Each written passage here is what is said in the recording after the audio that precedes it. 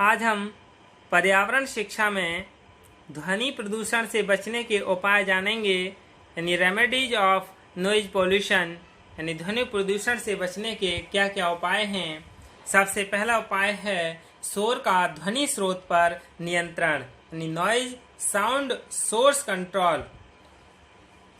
शोर जिस यंत्र या उपकरण से हो रहा है, उन यंत्र उपकरण या मशीनों को इस प्रकार डिजाइन किया जाना चाहिए जिससे शोर उत्पन्न करने वाले उपकरणों जैसे ट्रक, बस, स्कूटर, मोटरसाइकिल, मोपेड, मशीनें, वायुयान आदि के इंजनों को या तो शोर नियंत्रित कवचों से ढका जा सके जिससे शोर कम हो जाए, या फिर शोर न करने वाले इंजन तैयार किए जावें।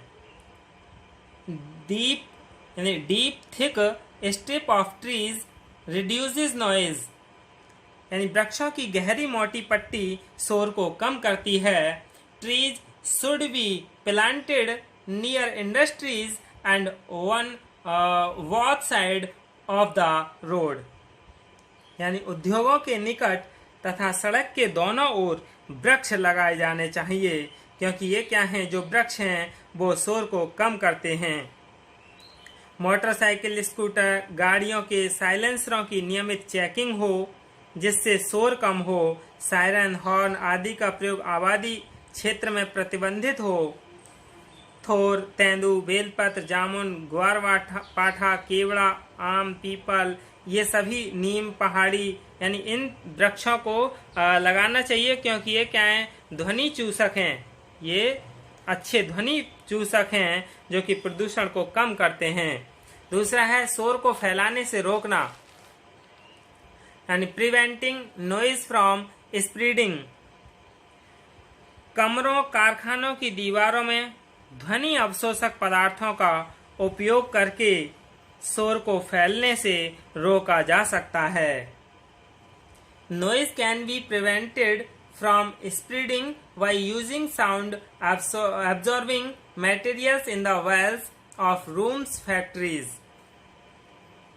जो व्यक्ति अधिक शोर वाले स्थानों जैसे फैक्ट्री, औद्योगिक संस्थान, एयरपोर्ट, एक्सप्लोजन कार्य आदि इन पर कार्य करते हों, उन्हें कानों के ईयर प्लग्स की सुविधा दी जानी चाहिए। Individual who work in A places with high noise should be provided with ears plugs in the ears। ऐसी व्यवस्था भी शोर के प्रभाव को कम कर सकती है जिससे कर्मचारी को एक साथ बहुत लंबे समय तक शोर के स्थान पर न रहना पड़े या कार्य न करना पड़े। फिर है शोर अभिशंसित सीमाओं का पालन करना, यानी adhering to the acclaimed limits of noise, यानी हम ये पहले भी पहले से ही ये बात को जानते हैं कि एक औसत व्यक्ति की ध्वनि की श्रवण क्षमता जिसे वह दिन प्रतिदिन के काम में स्वीकार करता है 80 dB होती है, यानी the hearing ability of on average person which he except in his day to day work 80 decibel. ध्वनि आवृत्ति 1000 हर्ट्ज स्वीकार करती है, लेकिन यह भी हर स्थिति में समान नहीं होती। जैसे होटल, सोने का कमरा, पुस्तकालय, अस्पताल, इन सभी में अलग अलग होती है। तो अब हम इन तरह से जान लेते हैं, जैसे रेडियो स्टूडियो है उसमें 30 से 80 डेसिबल।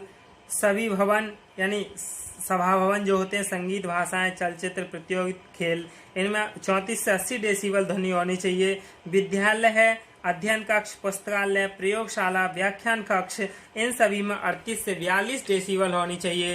प्रार्थना स्थल पर यानी पूजा गृह, बाहरी बरामदा सहित इनमें मात्र 38 से 42 डेसिबल ही ध्वनि होनी चाहिए। चिकित्सालय यानी प्राइवेट कक्ष, ऑपरेशन कक्ष, कॉरिडोर वार्ड्स, इनमें 38 से 42। आवास जो हैं, ग्रामीण क्षेत्र, शहरी क्षेत्र, कॉलोनीज, इनमें 34 से 42। और रेस्टोरेंट यानी भोजन कक्ष, अल्पाहार गृहवार यानी यहाँ शराबघर होता है, वहाँ 50 डेसिबल होनी चाहिए। स्टोर्स यानी डिपार्टमेंटल रिटेल सुपरमार्केट, यहाँ 50 से 54, और कार्यालय प्राइवेट जो होते हैं, बैंक, लेखा संबंधी, वहाँ 46 से 50 डेसिबल ध्वनि ही पर्याप्त है। वर्कशॉप यानी machine shop, carpenter shop, electronic shop, और होटल, नृत्य गृह, निवास कक्ष, प्रतीक्षा, यहाँ 42 से 46, और स्पोर्ट्स यानी जिम्नेनियम, स्विमिंग पूल जो है वहाँ भी 40 से 50 डेसिबल की ध्वनि होनी चाहिए। और 80 dB 120 मिनट से ज़्यादा नहीं सुननी चाहिए।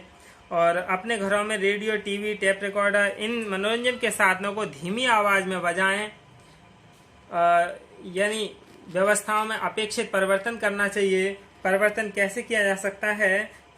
जैसे ध्वनि जो पड़ने वाले प्रभाव हैं उनको जहां सरकार या संस्थान के अधिकारी प्रभावी हों, उन्हें उन व्यवस्थाओं में परिवर्तन कर लेना चाहिए जिससे शोर का न्यूनतम असर पड़े।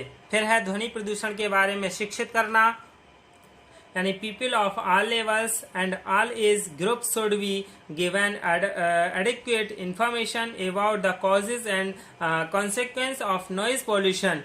यानी जो किसी भी उम्र के सभी स्तर व सभी आयु वर्गों के लोगों को ध्वनि प्रदूषण के कारण और उससे होने वाले दुष्परिणामों के बारे में यथेष्ट जानकारी दी जानी चाहिए। समाचार पत्र, पत्रिकाएं, रेडियो कार्यक्रम, TV serials, film, documents, posters आदि सभी प्रभावी विधाओं को अपनाना चाहिए।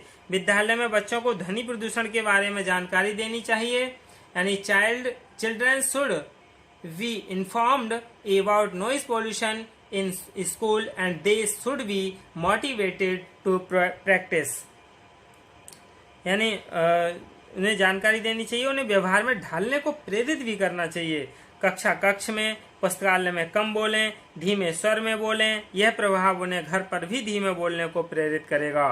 फिर है ध्वनि प्रदूषण को और कानून, यानी जैसे किसी भी समस्या को ठीक से व्यवस्थित करने के लिए कानूनी प्रावधान रखे गए हैं, उसी प्रकार ध्वनि प्रदूषण को रोकने के लिए भी कानून बनाए जाने चाहिए। इंग्लैंड में शोर रोकथाम अधिनियम 1960 यानी नॉइज एबेटमेंट एक्ट 1960 बना है, जिसमें रात्रि 9 बजे से प्रातः 8 बजे तक ध्वनि विस्तारक यंत्रों पर रोक है। अमेरिका में ध्वनि प्रदूषण की रोकथाम के लिए शोर नियंत्रण अधिनियम 1972 यानी नॉइज कंट्रोल एक्ट 1972 बनाया गया है। जापान में मूल कानून में प्रदूषण नियंत्रण के संदर्भ में पर्यावरण जागृति व नियंत्रित हेतु यथेष्ट सावधानी बनाई गई है।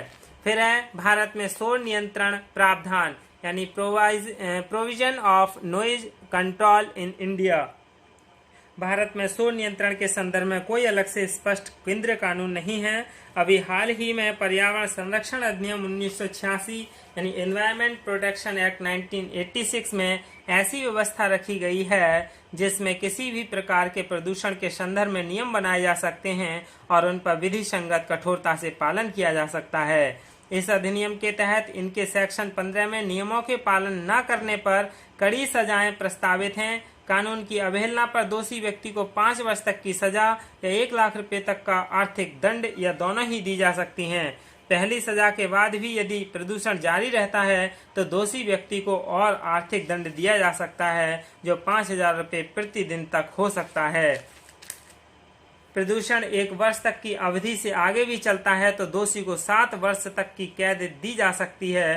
पर आज इस अधिनियम के तहत ध्वनि प्रदूषण के संदर्भ में नियम बनाकर उन्हें संसद में पारित कराने की बहुत अधिक आवश्यकता है। यही क्या है पर्यावरण यानी ध्वनि प्रदूषण से बचने के उपाय हैं। धन्यवाद।